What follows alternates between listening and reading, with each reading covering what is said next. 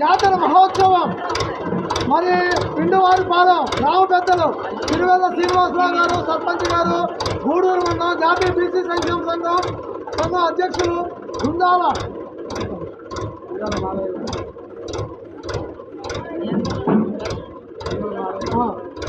గంజాల మారయ్య గారు, గంజాల యానాది గారు, పిండి ప్రసాద్ గారు, జోసు శ్రీనివాసరావు గారు, జోసు వెంకన్న గారు, పిండివారి పైడమ్మ అమ్మవారి జాతర సందర్భంగా మరి ఈ ఉత్సవాలు నిర్వహించడం జరుగుతుంది. ఈ ఉత్సవాలు గత మూడు తరాల నుంచి 19వ శతాబ్దంలో ప్రారంభమైంది.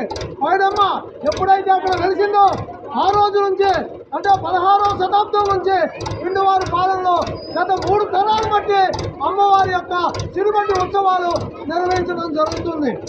ఈ పండుగ చాలా పురాతనమైనది, చాలా సాంప్రదాయమైనది.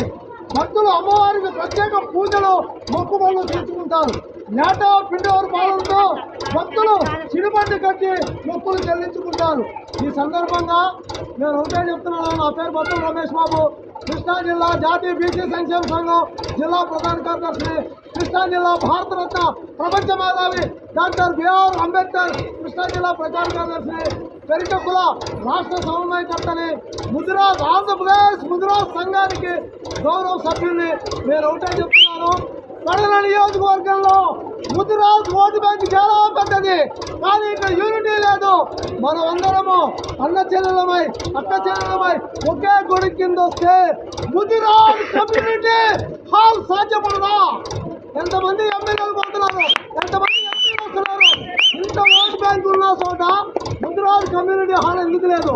ఇవాళ చెప్తున్నాను, సిరిబండి సాక్షిగా పిండివారు వాళ్ళు మన పైడమ్మ అది మహోత్సవంతో సాక్షిగా గ్రామ పెద్దలు తలుచుకుంటే ముదిరాజు యువతరం నవతరం కలిసికట్టుగా ఉంటే మనకి కళ్యాణ మండపం రాదా?